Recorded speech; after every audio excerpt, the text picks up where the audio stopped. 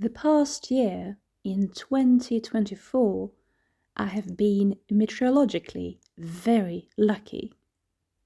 I got to see nacreous clouds when standing on the ground at home, which is an experience that I would say is better than seeing the northern lights. I have the impression that everyone is talking about how cool northern lights are in the north, but few people speak of the nacreous clouds. The northern lights can be very fugitive, and they keep moving sideways as paintbrush strokes that are moving away step by step. Northern lights are very digital in that sense, the opposite of analog. They tend to have one color, and mostly green from my own experience, and from many others that I have asked. But the nacreous clouds, it is like seeing a rainbow scattered on all clouds at the same time, and as the sun sets, the colors become more intense. It is like a paisley Van Gogh pattern, which is in its expression a bit psychedelic. That is how intense the coloring is. You usually don't see these strong colors in nature, and particularly not in the sky. Rainbows, in comparison, are bleak and vague. Then I got to see Bottlinger's ring, a sun halo, or a dog halo on the same trip. And this has nothing to do with meteorology, but nature phenomena taken together, I got to see a floating island. So, taken together, I have had a very good year of different nature phenomena. And yesterday was another remarkable day, expressed in the unit of aircraft. So mostly for aircraft nerds, as Sweden took part in an exercise yesterday with the United States of America by escorting, guiding and explaining Swedish terrain to an aircraft with the name of B-52 Stratofortress, which might be my favorite aircraft name so far. The escort started off with two Swedish aircrafts, JAS 39 Gripen, one on each side, so JAS 39 Gripen. This was the mark of the day of a year since Sweden joined NATO. The Stratofortress plane is 48.5 meters long, its wings 56.4 meters, and the most exciting part, it can carry cargo which is over 30 tons. I can only imagine how cool it must be to be the pilot of something so incredibly heavy. I went to listen to a historian in my hometown who has been doing research on aircraft history in Norrbotten, the northern geographical area of Sweden. He found a lot of interesting facts in the city archives, and he works at an aircraft museum in the city of Boden. Citizens keep sending private photographies of relatives and the flight stories from the past. One of my favorite stories that this historian shared with us is when an ambulance helicopter was commanded to fly a woman giving birth to the hospital. The hospital was probably a bit far away, or the helicopter was maybe late, so the girl was born on the plane.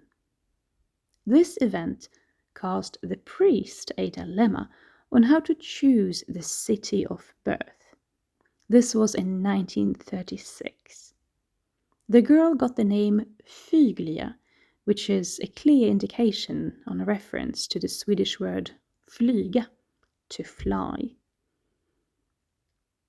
One rumor says that she was to be named Flygia, which is even more close to the word of flying, but this has never been confirmed, and our historian was not able to track down to see if she went on to become a pilot, for example. The priest did eventually find a solution. The girl is noted to have been born in the ambulance aircraft above the city of Överkalix. On this trip, our flight, we are going to Luleå, and it turns out that the placement of Kallax Airport in Luleå was not selected by chance.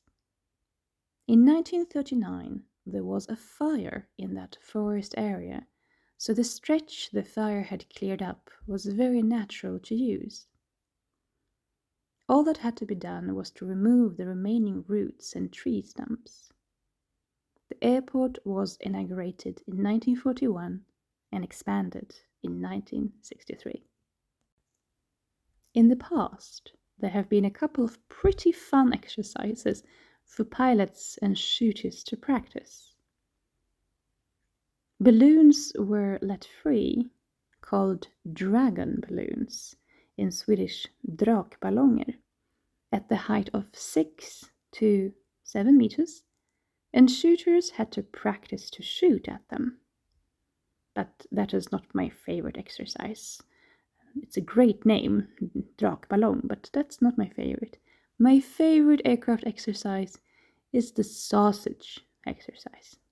An aircraft would lift in the air, and that aircraft was of the type called Fokker, F-O-K-K-E-R, which we actually have seen on the Peptalks here on this channel. I flew to the city of Kramfors in a Fokker 50, so an aircraft relative of that family. But the Fokker back in those days, in particular for this exercise, was a double-decker. Behind it, there would be a long, long trail of wire rope, 600 meters long actually. So that arrangement looked like a sausage and was swinging behind, and other aircrafts had to fly nearby and practice aiming, so shooting, at this particular type of flying sausage. The historian I got to listen to noted that in 1920, the energy company Vattenfall had their own aircrafts, and in extreme weather conditions, they had an accuracy of landing on predicted time by 85%. Compared to the delays today, that is a really good number in normal weather conditions. Back then, all passengers in the aircrafts of Vattenfall were instructed to wear warm clothes and a headpiece.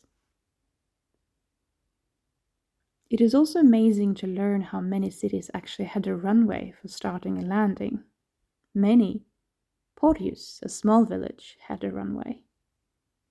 It is not necessarily the capitals that experience the development of flight routes. And then there was a particularly bold man called Hugo Sundstedt. He educated himself in the air. At this time, there were so few pilots in the world that receiving a flight certificate in Sweden with the number 7 meant not the level of knowledge, but literally that this was the certificate number 7 ever issued. Hugo Sundstedt was the first to fly between Stockholm and Malmö at the height of 1,200 meters, and Wikipedia says a different number if you want to compare. He really believed in himself, so not only self-taught in the air, he then went on to produce aircrafts in the USA. He opened his own company named Sundstedt Aircraft Corporation in 1934, and supposedly this company has lived on, but has changed names. If you know what the company's name is today, do share. And we are up in the air, having left Arlanda. We will soon get to a halo with a rainbow effect. When I began recording the sound for this pep talk, it was around Christmas, which I don't celebrate, but I could have benefited from a gift, which is either cloud storage or an external floppy disk connected directly to my phone, because I have so much footage. including about 3 hours of flying, as well as including that particular castle that needs permission from the German government to be shown on my channel. But besides that, I do like the Christmas decorations and the lights. I try to stay away from that consumption that seems to take over people's mind. You don't have to buy 10 unnecessary gifts for no particular reason. There are other ways to show that you like someone. I have attended what feels like a lot of Christmas moments where gifts were exchanged under some kind of pressure. No, a gift is a sign of appreciation. I would much rather prefer to receive a gift, no matter the time of the year, if a person came to think of me and saw something that would fit me very well in July. Go ahead, get it in July and send it to me in August. Gifts can also be a nice surprise, and technically, I don't mind the Christmas luxurious calendars when you get a small gift every day throughout most of December. I saw a calendar where you can get a new mustard every day. That was fun. A tea calendar is also fun and easy to be used up quickly. I looked a couple of aircraft companies up on LinkedIn to read their news around Christmas, and I noticed that some companies gift their travelers in first class a small amenity kit, of course, limited edition, and of course, hand-painted design. It was beautiful. And on the LinkedIn profile of the different aircraft companies, they of course have different media strategies, and hence you get to see a couple of very different behind-the-scenes clips touching upon very different themes, like when de-icing of an aircraft is ongoing, which is a process that starts at 3 degrees Celsius, so in the area of the United Kingdom, that is typically in October. And to signal to each other on ground, staff on ground hold bright colored sticks that they wave with. A staff member remarked in an interview that was published on LinkedIn that at night time this waving made it look like Star Wars with lightsabers. And there is an explanation to why de-icing takes place not before boarding, but already with passengers inside. The answer is that this way of doing it saves time. Otherwise, the aircraft would have had to be taken aside to a particular venue, and that would have been a delay of 30 minutes. The de-icing fluid, I've always wanted to know this, is mixed with water at 60 degrees and then sprayed onto the aircraft. And the reason for the fluid to be orange is that it should be easy to see which parts of the aircraft have been treated. The liquid doesn't have to be orange, it can also be green. Basically, actually, any color. In British weather, de-icing gives a protection between 8 and 10 hours, and then the de-icing has to be done again. I continued to explore LinkedIn and learned that Scandinavian Airlines have an equipped flying hospital, a Boeing 737-700 with hospital beds and stretchers. Such flights for medical transport missions are called medevac flights, MEDEVAC. On such aircrafts, cabin flight attendants have nursing backgrounds.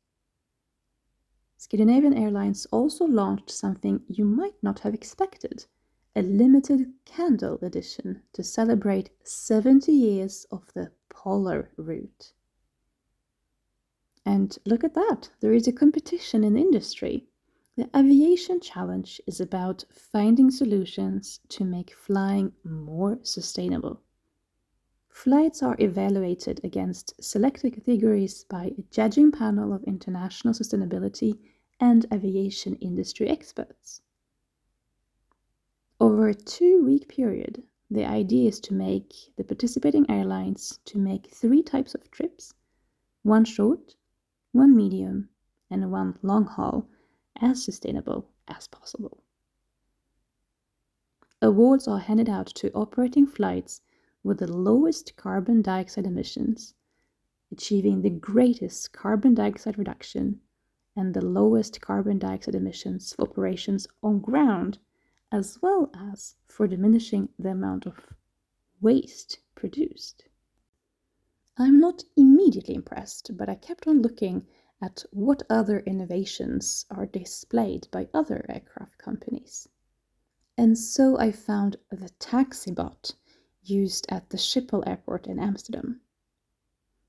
With a taxi bot, the aircraft can be pulled backwards and not run engines until takeoff. This reduces kerosene use, so jet fuel use, and reduces noise for ground staff. I also had a look at the LinkedIn and the website of Virgin Atlantic. So no candles launched, as far as I could tell, but the Virgin Atlantic company had teamed up with a cocktail producer. It took 12 months to decide on and try out different recipe variations.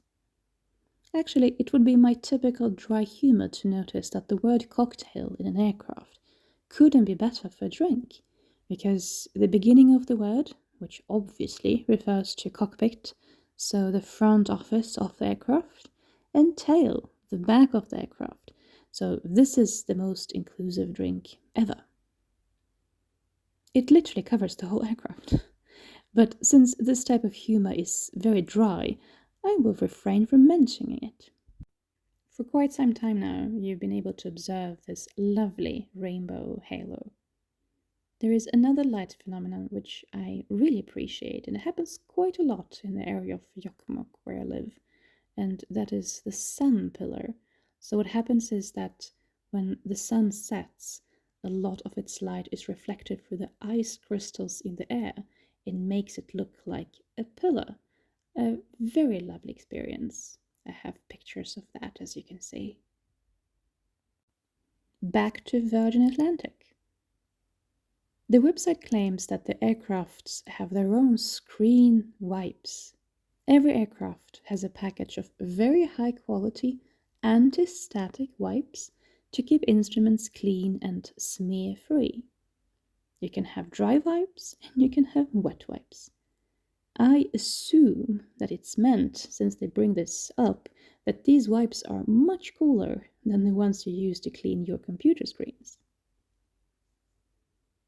Cabin crew at Virgin Atlantic, the website says, are required to wear a watch to work. It can be a smartwatch, but must have an analog display with a second hand. This is to be able to time and synchronize watches with the pilots. The requirements are strict, so cabin crew are not allowed to fly if they're not wearing a watch on their wrist. And this was cool about the seats, what we refer to as headrest covers, that small square of material on the top of the aircraft seat, have a proper name: antimacassar. This is not unique for aircraft seats. The name antimacassar is used for pieces of cloth or beautiful embroidered or crocheted pieces placed on armchairs in the area where you would put your head, or placed on the armrest. Macassar oil was used by European men in the 1800s to the early 1900s and ruined quite a few headrests. That is how the need of the protection of furniture came about. And this was a fun piece of history extended to aircrafts. And look, already near Luleå.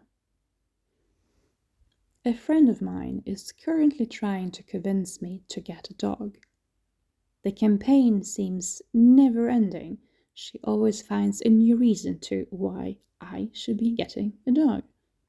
I cannot even imagine my life evolving around one, and yet it is of course fascinating how well you can train different breeds to the most advanced tasks. When at the airport in Luleå, I met two ladies who were training dogs to detect different dangerous substances. One of the dogs was an Australian Shepherd, and the other a breed called Malinois. They are very smart dogs, trained to detect illegal substances, and my bench companion asked if she could pet them. One of the dog trainers told her, if I had not instructed my dog to be alert on the job, she would happily be already sitting on your lap. Since she's training now, we cannot let her. And off the dog trainers and their dogs went. After that dog meeting, it was time for me to check in for my flight, which was going straight to Paris from Luleå. I was speculating why this was the case, and I discussed this with some people from the city where I live. Is it now that many of the guest workers are traveling back from the mines and the different engineering projects from Luleå to France? Turns out that I had the fortune to have found the leftover seeds from an exotic trip for the French to explore the north. Just the way that you can go on a trip which is called all-inclusive to enjoy the sun at the beach at 30 degrees, you can also go to the north to experience the snow, enjoy walking with snowshoes on, all this for about a week. I asked my co-passengers if they were happy about the trip to the north. They were very happy. And they will actually also be getting some of the trip money back from the company hosting because there was less snow predicted that year, so fewer tours took place. And now we have landed in Luleå, traveling from Stockholm.